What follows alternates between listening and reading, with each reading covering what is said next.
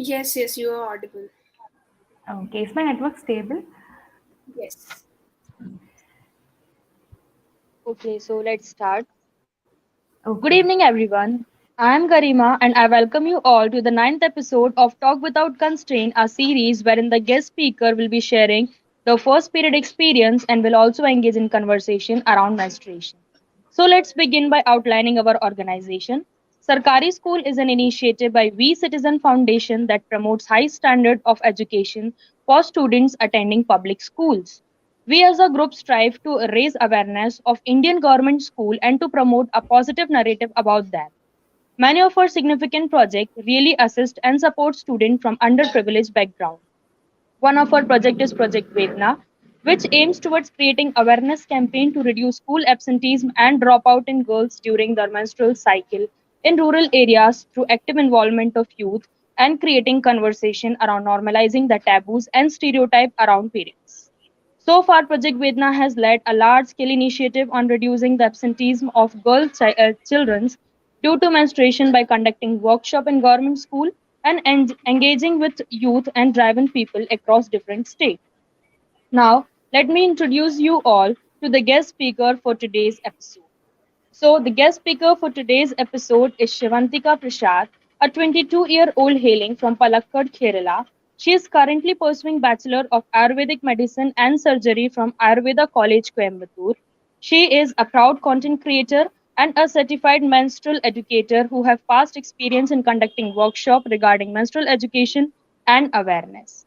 She is also an endometriosis warrior.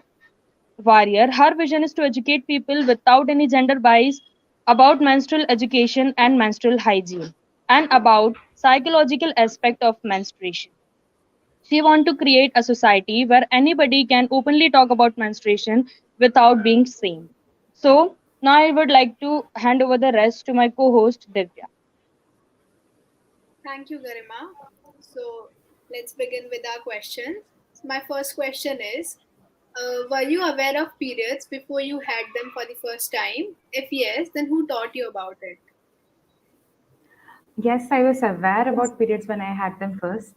And it was actually my cousin who told me and who like gave me a gist of what is going to happen when you turn 13 or what.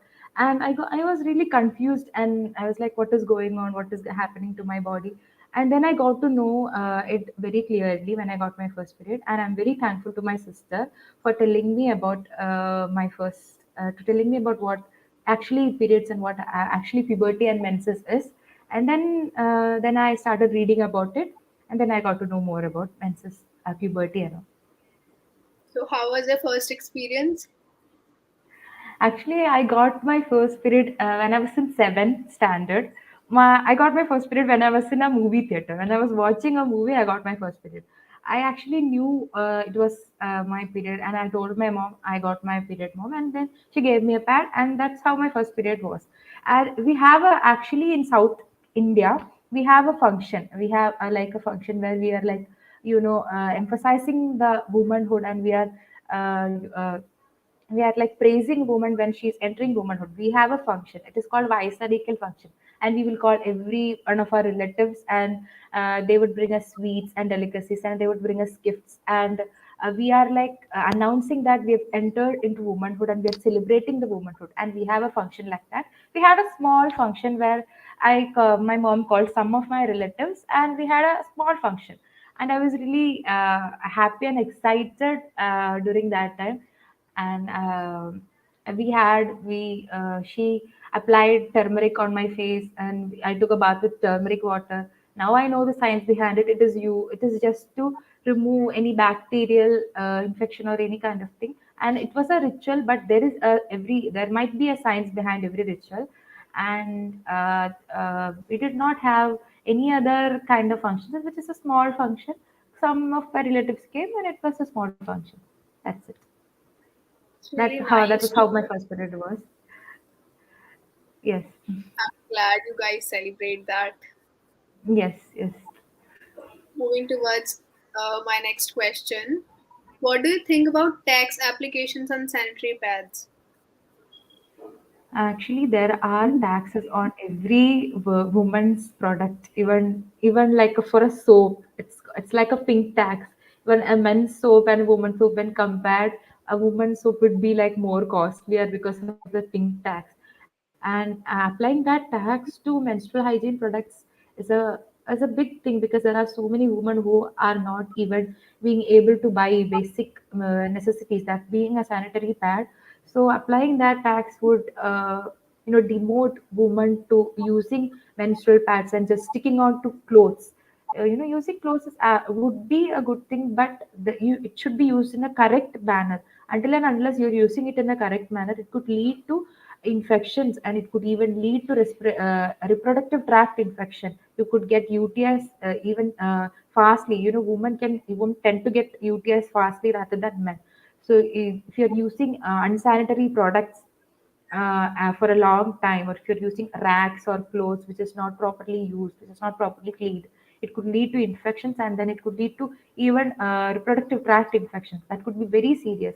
So in order to avoid all of that, menstrual pads and sanitary products should be available at a low cost, and the application of tax should be avoided so that everybody can be accessible to menstrual hygiene products, and everybody could buy the products easily, and it should be available easily.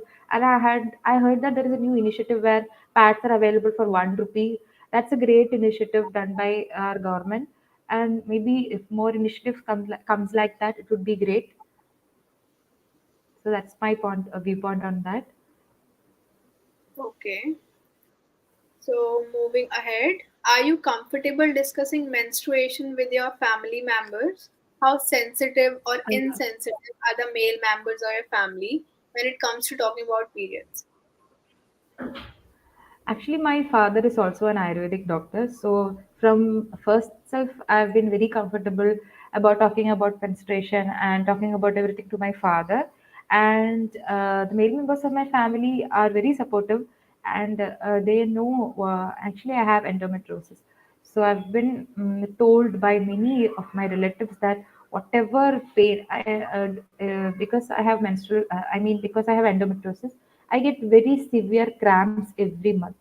I've been getting very severe cramps and excessive bleeding, and I tend to have mood swings every month, every now and then. I sometimes have a depressive mood. I sometimes will be just agitated and angry. And the male members of my family are very understanding towards the fact. But I've been told by many of even the doctors. I've been told by many of the doctors that whatever you're telling, you're just being hysteric. Menstrual pain is normal, menstrual cramps are normal.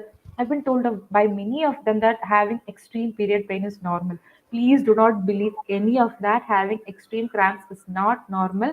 That I tell you, it is not normal. It might be due to an underlying health issues. Dysmenorrhea is not a disease, it's a symptom regarding underlying health issues. So please be notified when you have extreme bleeding, when you have extreme pain. It is not normal. It is not what every woman experience.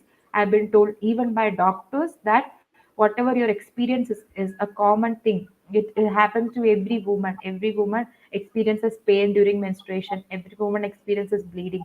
It's just a normal thing. Aren't you used to it? You're just being hysteric.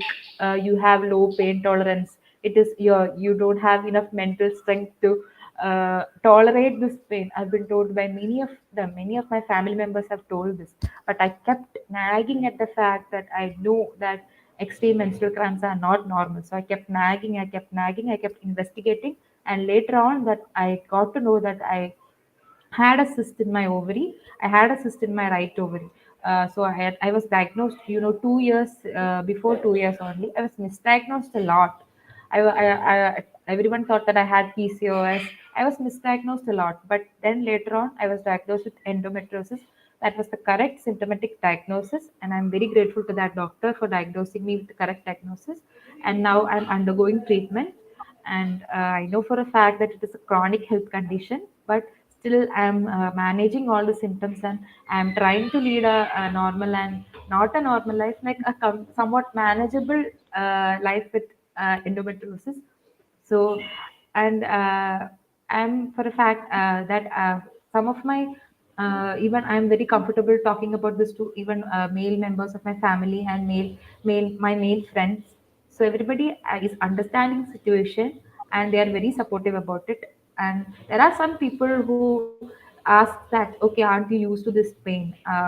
But every month, every month the pain is different. Every month the pain varies. It is every cycle it is different. But I'm managing and I'm really managing on. I'm going on. I hope you get well soon. Uh, so next question is, have you ever missed your school due to periods? If yes, then what's the particular discomfort or fear or reason that made you do that? Actually, we had a custom of not going to school at the first 7 days when we hit Manak. And I did not do that. My parents did not let me do that. And we were supposed to stay in a room for the first 7 days, not seen by other members of the family. And uh, there were some myths regarding around the first Manak. And we were not supposed to use, we were even supposed to use a different plate when we were menstruating while eating. We're not supposed to enter the kitchen, not supposed to enter any religious practices, enter the temple or enter even our own worship room which we had in our house. And but I did not miss school because of Manar when I hit puberty first. And and I missed some of my classes because of endometriosis, because I have extreme menstrual cramps and I experienced some discomfort during that time. So I missed 1 to 2 days of my class sometimes. But I try to keep up and I try to go regularly because I'm undergoing treatment now. So I get to manage it and go regularly now. But I used to miss some classes. Okay. So moving towards my next question. According to you, what can be the possible reason for absentism and dropouts during menstruation, and how can we as an individual work on this issue? Okay, so I had a class in a government school in Kerala, and I went there. It was a class for fifth, sixth, and seventh that puberty attaining like adolescent girls, and a lot of them are not coming to school during their periods because they do not have enough facilities in school. And one of the girl told me that there are no bins to dispose their used pads, so she used to wrap her pad and take it home and then dispose it. So it was that difficult for them to even dispose a pad during class time, and she couldn't even have that basic necessity in her school. So there are problems like that in some schools. And there might be some religious things accompanying this fact that when you are hitting puberty, that you're not supposed to go out and you're not supposed to talk to boys or you're not supposed to mingle with them. So and some people are might genuinely have some other problems, like they might have extreme pain or extreme bleeding, and fear of staining might lead them not to attending schools or classes. Uh, but I think we should have an initiative called period leaves, because some people might find it difficult to do tremendous tasks during their menstruation, and some people might have genuine extreme pain that they couldn't even get out of their bed and do even basic work. So for them, having a period leave would be a like a blessing. Every month, 1 day or 2 day leave every month would be a blessing, and it's a and some people, yeah, I'm not telling that women cannot work when they are on their period, but yes, we are working, but we have a certain level of discomfort when we are menstruating. But we still work and we still go to school, we still attend exams, we still travel. Yes, but we are doing that all. But if you are giving a little bit of consideration during that day, or giving us a period leave for a day or two, it should be in every school, every college, and even every workplace should have that leave for to like promote, to and like it gives us a thing that okay, men are understanding our situation, everybody's understanding our situation, everybody's understanding what how much pain we are going through, and they're considering our thing, and then they're giving us a consideration and giving us a leave. So that would be a great thing. And in order to like avoid school absenteeism, it would be great for them to have menstrual education from even a small classes, that it should be even taught to both girls and boys. In my school we had menstrual education, but it was just for girls. Girls were called upon, and a teacher was telling that, okay, you are gonna be hitting puberty, you are gonna get your first period, and this is how you should dispose a pad, this is how you should do this, this is that was told to only girls only. Why are not boys knowing them? Why shouldn't they? It should be told to boys. And we were really shy to tell what happened at that meeting to boys. And there was no necessity of that. There is no need to be shameful, or there is no need to be shy in talking about menstruation. It is not a taboo. It is just a natural process. And every woman should be aware that it's a natural process. It happens every month. And your cycle might vary from woman to woman. Your symptoms may vary from woman to woman. It won't be the same for you. It won't be the same for your friend.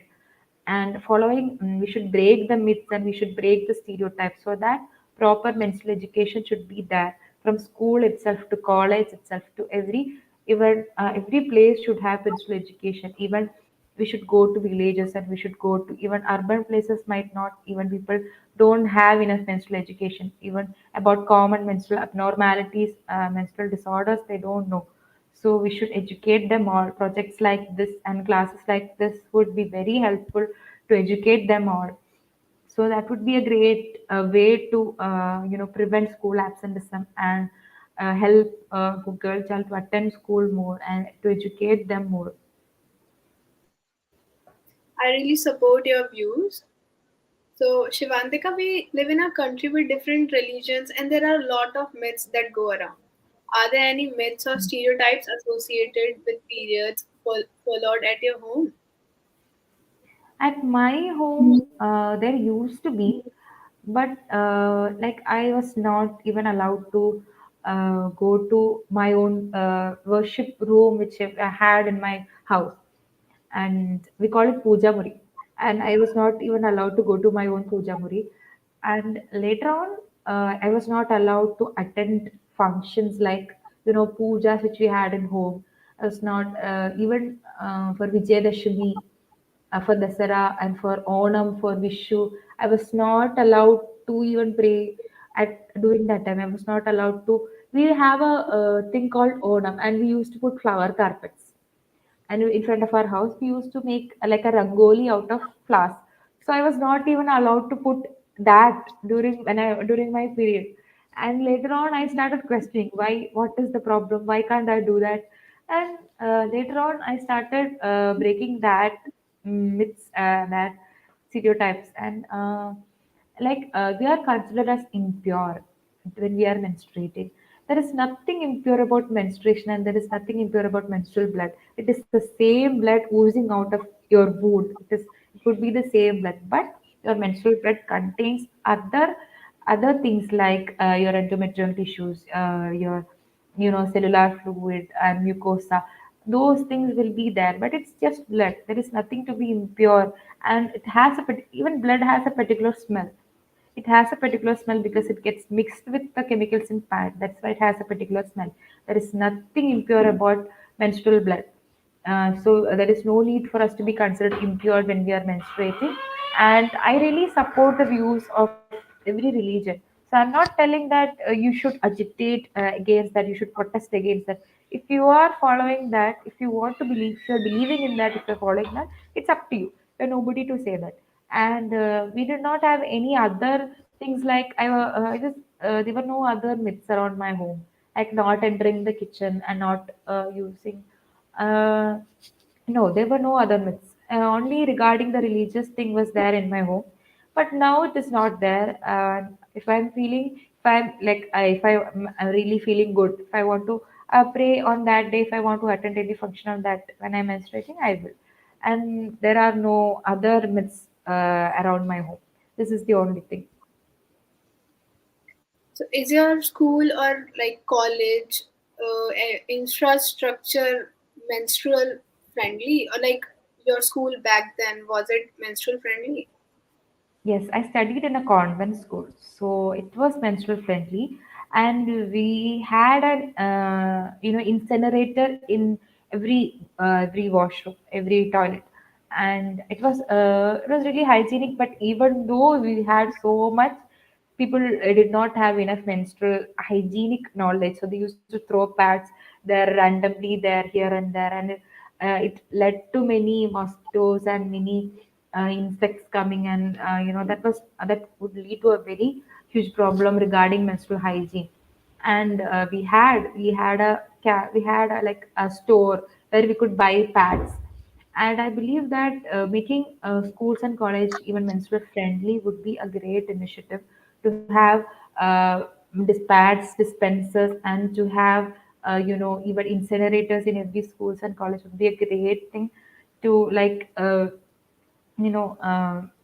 would be like എന്താ പറയാ you know what in order to avoid the dumping of menstrual pads here and there, it would be rather great to have an incinerator in every schools and colleges, and a pad dispenser would be great, and giving pads for free when you're in need, that would be great. So my school was back then was I think it is still friendly, menstrual friendly, but we did not have any menstrual education. That was a problem. We did not have any menstrual education classes, and we had a lot of religious classes, to be honest. But because I was studying in a convent school, we had a lot of religious talks on how Jesus would help you, upcoming life. But we did not have a single menstrual education class. We even had a traffic rule class, but we do not have a menstrual education class. So that was really, and I would like to I would like to like initiate some of classes in every schools and colleges. Even some even I had a friend. Actually, I had a friend. I'll tell you a small incident which I had. We did not have. We were in eighth standard, I guess. She got her first period at that time, and she did not know how to stick a pad. What she did was that she stuck the sticky part onto her panties, and she stuck the wings to her thighs, because she did not know how to use a pad. That was the basic thing, and she did not know how to use a pad. And that, because that we do not even have a single menstrual education in our school. And I had a friend, when I was studying in plus one, 11th standard, I got to a higher secondary. On that time itself, I had a friend, and she stained her uniform, and she got really scared, and she did not know what to do. So we all helped her. We helped her to remove the stain, but she did not know how to wear a pad. She was like 17, and she did not know how to wear a pad. And I was really shocked. Even at 17, even at the age of 17, she did not know how to wear a pad. So I used my shawl to demonstrate. Imagine this as your panty lining, and stick your pad here and stick your wings here. And I even demonstrated on how to even stick a pad to her. Even the basic things are not known to some. Even the basic anatomy, even the basic things are not known to some. So, menstrual education is very, very important. What about your college right now? Is it menstrual friendly? Yes, it is very menstrual friendly. And the thing is that I'm studying in a medical college. So people are understanding if we are telling about extreme cramps, they are understanding, okay. And they are providing medicines for us there. And they are helping us to overcome this situation, and attend classes. And they are helping us to, make our periods more like tolerable. And they're understanding if you're having periods, and they're allowing us to take rest and all. It is friendly. Do you think there's a need to normalize a conversation around menstruation? Could you please give reasons for Yes, the same? yes, it is an absolute necessity. Feeling shy about talking about menstruation, and feeling shy about talking to boys about menstruation is not a good thing, actually. Because if you're having any kind of problems regarding your menstruation, and if you're not being able to, if you're feeling shy to talk to even your mom, if for example, if you're having some kind of discharge, if you're having a vaginal discharge, which is not like the normal one, could be a yellowish color. And if you're feeling shy to talk about it, and if you're having bloody discharge in between your periods and you're shy to talk about it, and it could be an underlying health condition, and it would be got undiagnosed, and that could lead to severe problems. And feeling shy about talking about menstruation, there is no need to be ashamed to talk about menstruation. It is just the normal thing, it's just the normal process happening to every woman, and in fact, we should be proud of that. And we should even help others to. We should, if you are knowing about, we should help others to. We should educate every woman to open talk freely about menstruation, and we should even help talk to men about menstruation, and they should know. And there are so many, and in fact I have so many friends who ask me about like to make their to like make their girlfriends and moms and sisters periods more friendly. They ask what should we do to make them feel more comfortable. Then I even talk to them about PMS. I talk to them about the mood swings we experience. I talk to them about all the symptoms we experience during our menstruation. And I talk to them about how to, improve. Use hot packs. You give them a feet massage. Tell them to take a hot water bath. Give them some fruits. Tell them to be hydrated. So even men should know about this.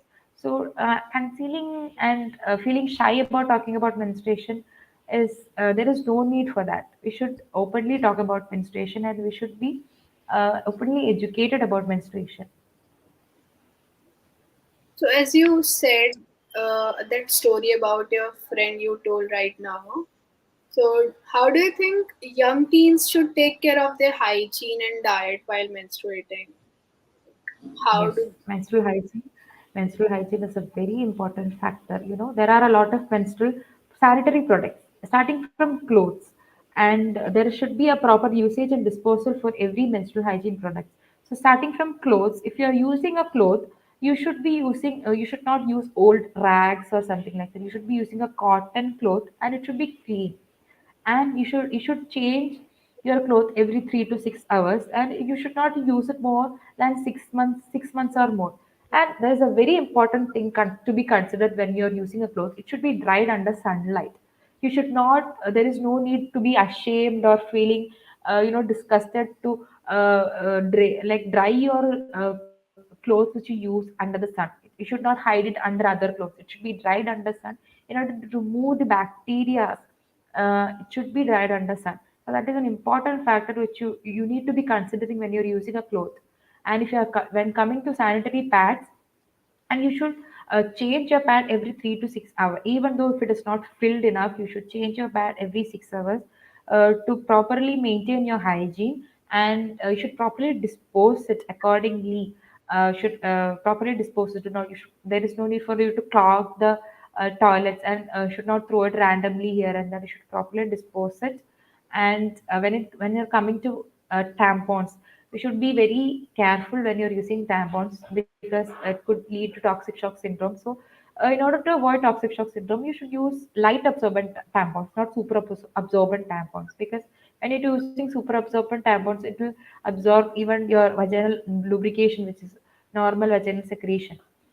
And use light absorbent tampons. And when it comes to menstrual cups are a very great sustainable menstrual hygiene product.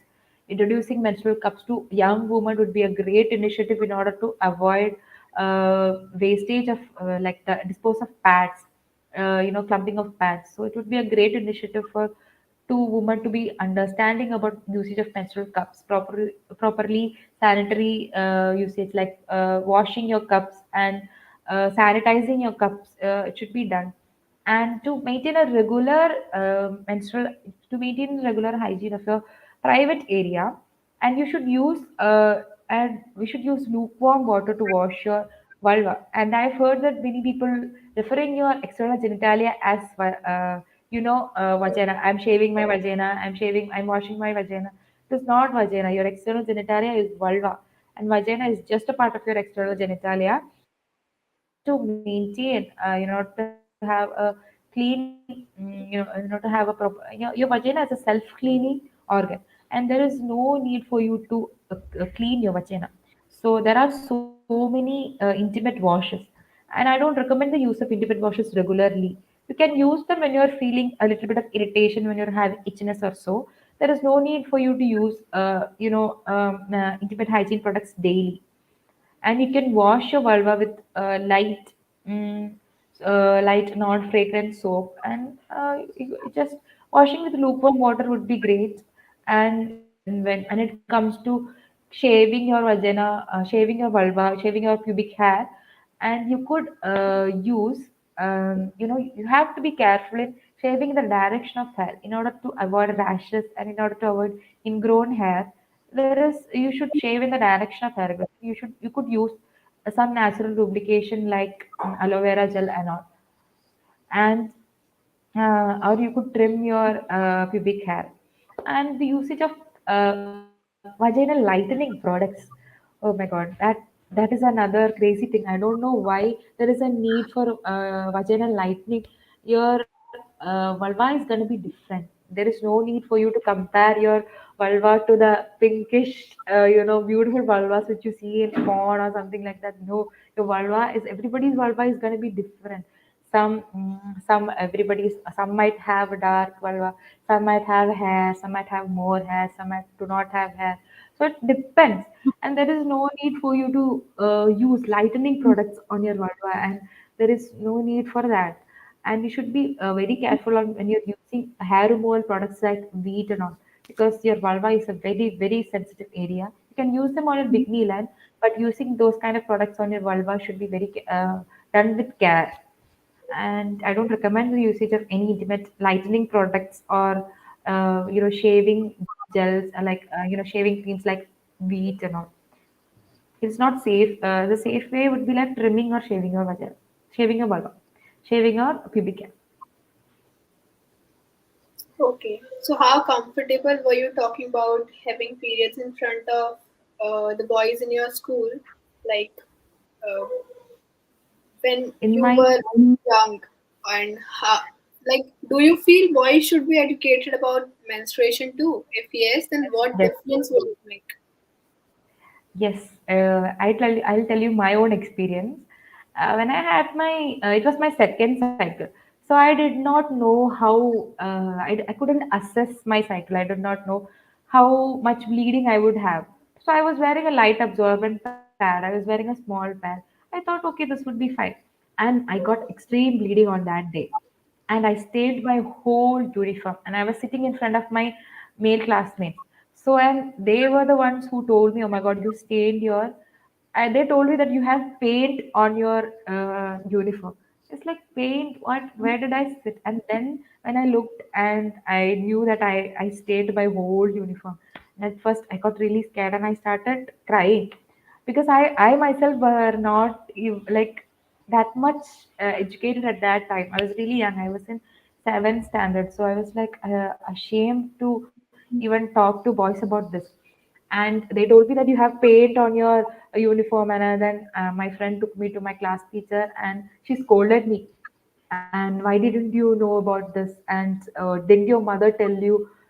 We couldn't even for the first 3 years of menarche, we will not be able to predict our cycle. We could miss some cycles. It will be irregular. It could You could be having heavy bleeding on one cycle, you could be having low bleeding on one cycle, you will have missed cycles. It is all a part of it is just your body getting used to it.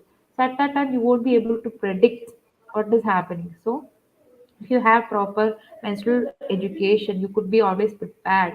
Keeping an extra panties in your bag, keeping an extra pad in your bag, keeping some kind of hot bag or something in your bag would be a great thing. And maintaining a, regular cycle chart, marking your cycle, and trying to assess when your when your date is coming, and maintaining a chart where you you know um, assess your symptoms too. Rather than your dates, you could assess your symptoms too, and you could have an idea on how your flow is, on how your pain is, on what are the other symptoms you have. That would be a very useful thing when you're visiting your gynecologist. So then we can understand the changes happening in your regular cycle. So that would be a great thing. And educating men, if my classmates were educated, like aware about this, they would have helped me, and it would have made a great difference. And because of that, because I was ashamed that I thought they would mock me and they would make fun of me, so I did not go to school the next day. So if they were educated too, they wouldn't have made fun of me and they would have supported me. So that would make a great. And I was bold enough to go to school. I did not go the next day, but I was bold enough to go the next day. So there might be girls who will be feeling shy to attend class if they have like an incident like this. So if your boys of your class are aware of this, if boys of your class are knowing this, we could avoid that situation. So that would be great in order to educating men too about menstruation. How do you think public places like the school, courts, offices, railway stations, airports can be made menstrual health and hygiene friendly? First of all, installing like pad disposers, like could dispensers, like when pads are available everywhere, it would be a great thing even when pads are available in schools, colleges, or even public places. And disposing things like incinerators, having disposable bins, eco-friendly disposable bins would be great. And that would be a great thing to make our schools and colleges more friendly. And for public places, having hygienic toilets would be the basic thing in public places, because I don't go to toilet when I am going outside, because I'm really afraid of getting a UTI, because most of the toilets won't be clean. So women tend to even hold their urine, retain their urine. So how would they go and change their pads in public places? So having a clean toilet would be a great thing. The first thing I would be having a great clean toilet in public places. So that would be a first thing to have, make it menstrual friendly. Having clean toilets and pad disposing facilities and pad dispensers, this would be a great thing. Okay. So, as we have come towards the end of our session, so what message would you like to give to the young menstruates and the youth? Um, and I would like to tell them, please do not be ashamed of talking about menstruation. Please do not whisper, "Can I have a pad?" Please do not be ashamed about talking about menstruation to boys. Talk openly about menstruation to your family members. And the most important thing I have to say is that do not let anybody tell you that having extreme menstrual cramps is normal. That is the main thing which I have to tell to every woman out there. Do not believe anybody who is telling that having extreme menstrual cramps is normal. It it is a symptom showing you that you have an underlying health condition. Look into that and be aware of that. Be educated about menstruation, and please do not please do not be ashamed to talk about menstruation. Please do not consider yourself as impure when you're menstruating, and celebrate womanhood, and be very make your menstruation to period too happy. Try to eat healthy, try to drink, be hydrated, and try to do light exercises even you're menstruating. Try to be active and do mind and soul exercises to reduce symptoms of PMS.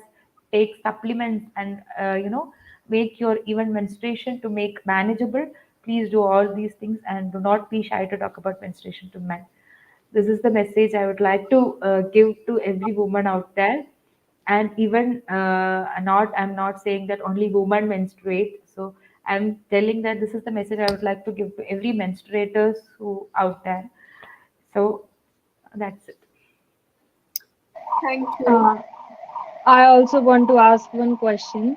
As you told, Sure. use of tampons can lead to toxic shock syndrome. So, can you Yes. please tell more about it? Proper usage of tampons were actually banned once because of the toxic shock syndrome, because people were not properly educated on how to use the tampons. You should not leave your tampon on for 6 hours or more. You should change your tampons every 3 to 4 hours, or you should not sleep with your tampon on. It should not be used for 8 hours. And using a super absorbent tampons will only absorb the good, good bath. We have a secretion. Bartholin glands have a secretion. It is for the proper cleaning of the vagina, and it will even absorb that. Having super absorbent tampons will absorb that, so it could lead to bacterial infections spreading easily. And even small cuts while removing your tampons and all could lead to more, more like toxic shock syndrome would be like you'll be having high fever with chills, and it will be a very difficult condition. So in order to avoid that, people should be educated on how to use a proper usage of tampon. I even proper usage of menstrual cup should be there. It could even lead to infections if you're not properly using your cups. So that should be known to every woman out there. That's the thing. Mm. Do you Okay, have so any one other? more. How Okay. you deal with the cramps you face during your periods? Actually, I get really bad cramps, so there is no other way than taking painkiller. But now I'm undergoing Ayurvedic treatment, so it has helped me a lot. And I'm taking Ayurvedic medicine, so it is reduced. It has reduced my cramps to a tremendous level, and now I have manageable periods. So I use hot packs, and I try to maintain a healthy diet and healthy lifestyle throughout the month, because eating more spicy food and eating more oily food and having more caffeine and all would make you to have more cramps. So in order to avoid that, I tend to have a healthy diet. And when I'm nearing my periods, I feel low that when nearing our periods we'll get PMS. So in order to about the mood swings during my periods, I take vitamin E oil, I take primrose oil. So it helps me a lot to elevate my mood swings. And we get we'll have cravings. So I'm not telling you that like don't fall for your cravings. You can have sugar and you can have oily food and all, but on a controlled manner, on a little manner. Everything in excess is bad. So can fall for your cravings, but you should be in your control. And so that's how I maintain my cramps. The main thing is that Ayurvedic medicine has helped me a lot. So now I'm under Ayurvedic treatment, and it has helped me a lot. So that is how I manage my cramps every month. Yeah. And it is not there is a myth going around that if you take painkillers it will be really bad. You'll have infertility. Taking painkillers are really bad. No, there is no such thing. It is just a tablet which blocks the receptors going to brain, which stimulates pain. That's it. There is no other, like, yes, excessive taking of painkillers will have side effects like it could damage your liver, but there is no connection with it to infertility. If you're having if you're having unbearable pain, taking of a painkiller now and then is not a big problem. You can take it. Okay, so with this, we come to the end of our session. Thank you all, and I am privileged to propose the vote of thanks on this memorable event. First and foremost, I thank our guest for taking the time to grace this event despite her busy schedule. I thank all the distinguished invitees present here for accepting our invitation. Last but not the least, I thank my co host Divya for her cooperation in making this event a successful, responding success. Once again, I thank you all for attending this session and wish you a great day ahead. Thank you. Thank you so much for having me. I'm really grateful to you, and you were a really great host, and I'm really happy to have met you all. And thank you so much for having me. It Thank you. was a pleasure to have you here. Thank you. Thank you.